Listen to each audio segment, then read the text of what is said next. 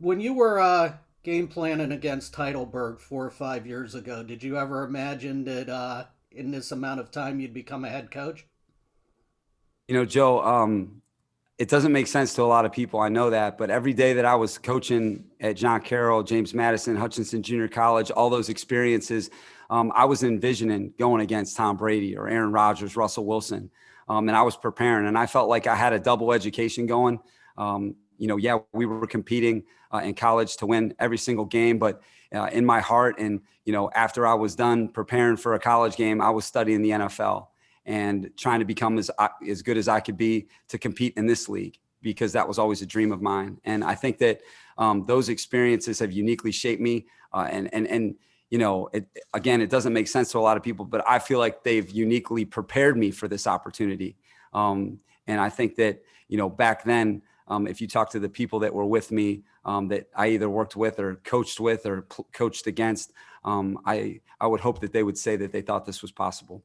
You talked about just being ingratiating yourself into the family with the Spanos family and the Chargers family and what have you.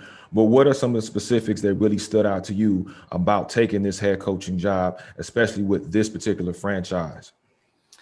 Yeah, I think going back to the beginning, I think, talking to Dean Spanos, specifically, and going back to his father, and, just getting I'm a big fan of history, and I love the game. And I think when you go all the way back, I was fortunate to work for a team, in Chicago. It's a big family, in the Denver Broncos with the Bolin family, with Pat, so I think, the best businesses are personal. And I think that when, the leadership of the family is represented within the team, I think that that's really unique. And I think their history, their context, their vision, for this new opportunity, being here in LA, I just couldn't be more excited. And there's just such an investment, in the success of this team, and you can see it. And all you have to do is walk up the hall, and it's right there in front of you. Welcome to the family. And I don't think that, that could be represented any better than that. And when you got offered the job, I guess what were the emotions that went through your body or your mind then? And what was the first thing you did when you got the job?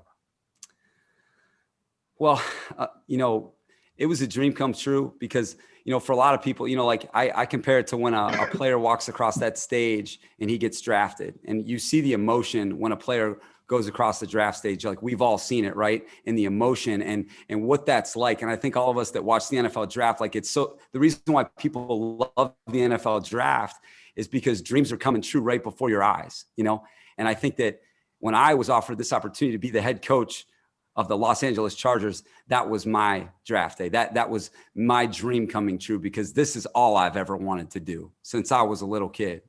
I started drinking coffee in the first grade and reading the sports pages because I wanted to be here doing this job.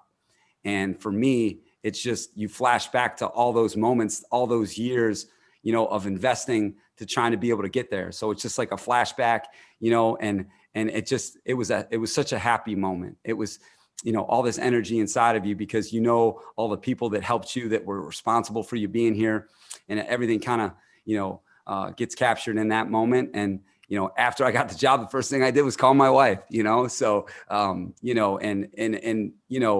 it's something that, I'll remember for a lifetime.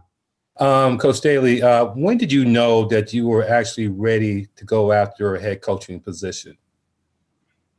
Dennis, that's such a good question. I could say that, like when I was 7 years old, start, reading the sports page, that I was kind of on my way, because that's what I was hoping to do. But I think Dennis, I really felt like I could be a head coach. When I went to junior college in Kansas, I think that was an experience that really shaped me. It was my first defensive coordinator job. I was the associate head coach, and I really started thinking, about how to run a team, and I think that experience, really kind of moved me. And then moving on to some amazing places, like John Carroll, I think that I had a strong sense that that's what I wanted to do. And I felt like that I had the capacity to be able to do it well. And then, once that feeling sort of came into me, I feel like I, was working hard every day since to hopefully be good enough to have a chance to do it. And I think, to do this job well, you've really got to work at it. And that's all I've been doing, is trying to, really work at my game so that I could do this at the highest level. you've kind of touched on this, but what really just solidified your decision to just, you didn't really have to move too far, but to be the Chargers head guy? Number one was the people, Julian, the leadership, ownership. I think it really starts there. Just having our visions, align with one another. I think, my family means everything to me. And so I wanted, people that accepted my family and wanted our vision for how to lead a team, and I think it's one thing to get a head coaching job. All right. But it's another thing to get the right head coaching job, and that's something that we were certainly after. And then the other thing is just, I think the players here, and then, the city of LA, like the word that just always, I think expressed itself in my mind was possibility. Like, I think there's just so much possibility here. And I felt like my vision for how to do this would make that possibility, a reality. What do you expect to be the traits that are indicative of a Brandon Staley coach football team? Yeah, I love that question, Cameron. I really, something that's really important to me, Cameron, is that we have a connected team. When you talk about like the traits of, I think a championship team, and certainly the team that, I'm going to try and build, is a connected team, a team that knows one another, offense, defense, in the kicking game, and a team that knows how we're planning to win the game, but even before that, how we're planning to compete together, because competition comes long before winning does, and I think that a connected team is certainly, at the forefront of what we're trying to create here. And I think a team, that's mentally and physically tough. This is a really, really difficult game. It's a really difficult league. And you have to have guys with makeup, Cameron, you got to have guys with makeup that when you play in all these big games, all these tight games, against all these great players and coaches, you got to have guys that when you got to have it, that you have it, and so you can only do that with people with makeup, and there's so many challenges that you're going to face each and every day in this league, let alone when you play. And, I think that mental and physical toughness is something, that means a lot. So I think those two things really stand out, is being a connected team and being a mentally and physically tough team. How much of an influence was your mother in terms of you becoming a good teacher and how you apply that as a football coach? She's, like I said, she's the best teacher I've ever seen. Certainly. She was an English teacher, reading teacher. And I think, she just had an amazing quality to listen. And people just really felt like they could be themselves around her. She was always able to reach people that were more difficult to reach. I think she just had a belief system in people, that, I'll always remember, she's not here, but she's with me. And I think, what she could do is she could get a relationship with someone and really bring out the best in them, because she knew how to teach them. Every student was just a little bit different. And I think seeing that up close when I was a little kid and growing up, I saw the power in that.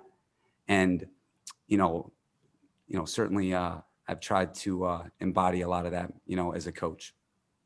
So for those of us who aren't inside, a football building all the time, why is teaching so important to having success on a football field? Daniel, I think it's because there's so much to learn. There's so much that these players have to be responsible for. I think guys, that you guys that cover this league for a living, how difficult it is. The competition that exists out there each and every day, let alone when you play in the games. And it requires so much of you to be good at it. That's why I love the NFL. It requires so much of you to be good at it. And I think that the people that can explain things the best, can get their players ultimately to play well when it counts, and when you explain things and when you communicate, is that person really receiving, what you're, bringing to the table, or are you just transmitting information? I think there's a big difference between receiving something and transmitting it, and so what we try to do is when we teach, we're connecting right with our guys, and then we're listening a lot. There's this back and forth, there's this collaboration to create something really unique.